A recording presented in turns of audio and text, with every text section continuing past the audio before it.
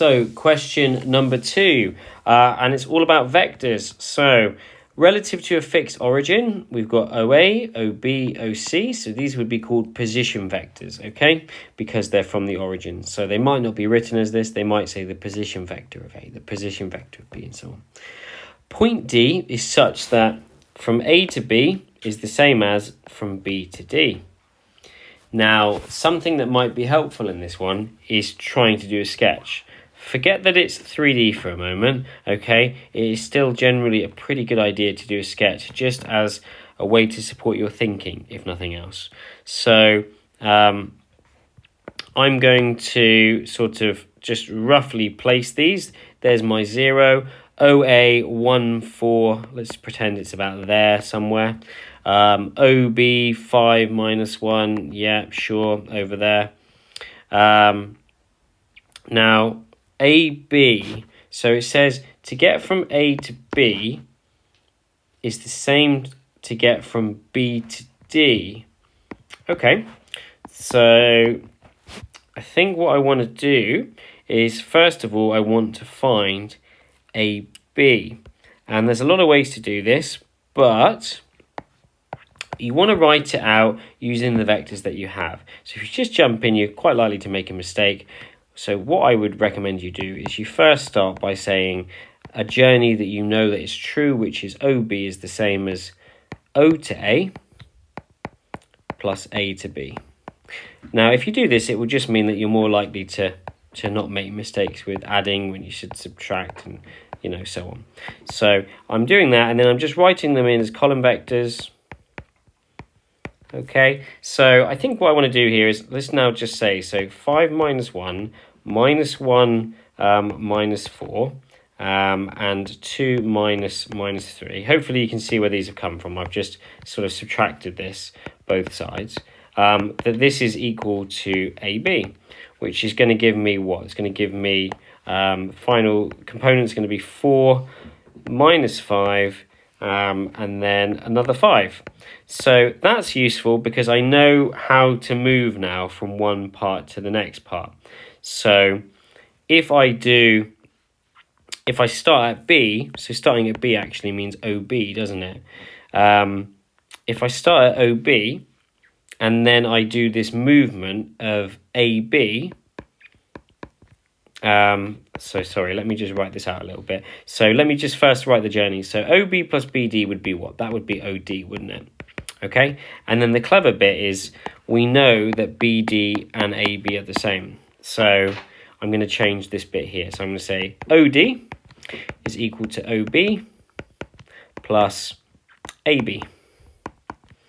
And OD is what they actually want. They want the position vector of D. So I know what OB is. We had that a minute ago. That was 5 minus 1, 2. And we just worked out what AB was. That was 4 minus 5 and 5. And that's all I've got to do. I've just got to add those together. So that's 9, that's minus 6, and that's 7. Yeah. So that's going to be my final answer. Okay. For what OD is. So just double checking that one there. 9 minus 6, 7. Yeah, good. Okay, so what's next? Given that, so what do these bits here mean? They mean the magnitude. So this is about sort of when you do, Pythagoras on the different components. So from A to C, the magnitude of that is 5. Determine the value of B. So why does it say the value of B? Aha. So over here it says that B has to be less than 0 because normally if we're doing Pythagoras, we'd actually expect 2 answers here.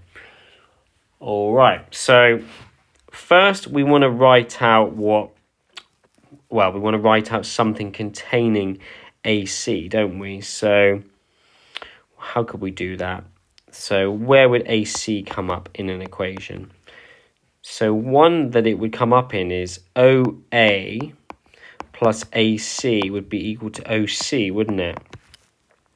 So I think that's the one that we want to use.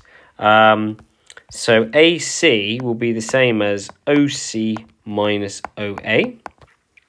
Yeah, that will be equivalent to AC. And then we'll do the magnitude of this. So OC is B 6 minus 1. And then we're going to take away OA, which is 1 4 minus 3. So this equals AC first. So we're just going to do this bit first. So that's B minus 1. It's 6 minus 4 is a 2. And it's minus 1 minus a minus 3, which is also a 2. So I think I've just got B minus 1, 2, and 2. So the idea is that the magnitude of B minus 1, 2, 2 is going to be equal to 5. So that just means that, you know, B minus 1 squared plus 2 squared plus 2 squared is going to be equal to 5. Okay, so we're just going to kind of solve this one here. Let's make a little bit more room. So we're going to go I'm not going to go to the answer, that would be cheating. We're going to go over here. And first step we're going to do when we've got something like this is we're going to square both sides. So just be careful with the square roots and so on here. So B minus 1 squared. We can clean these up while we're here, can't we? 4, 4, so that's plus 8 equals 25. Yeah. And this looks like a completed square. So let's solve it that way. So B minus 1 squared equals 17. We would take away the root next. It will be 17, wouldn't it? And it would be a plus or minus. However, we know that we're looking for a negative number, so we're actually just looking for that one there. So B minus 1 equals minus root 17. So B is equal to 1 minus the root of 17. Okay, if you're wondering how that works, well, you know, minus root 17 plus 1. This belongs with this, so you can just sort of swap them around and you get this result here. Okay, so I would say that was a pretty good example of how writing out journeys of position vectors helps illuminate what's going on a little bit, because sometimes it can be quite easy otherwise to accidentally add when you should subtract and so on.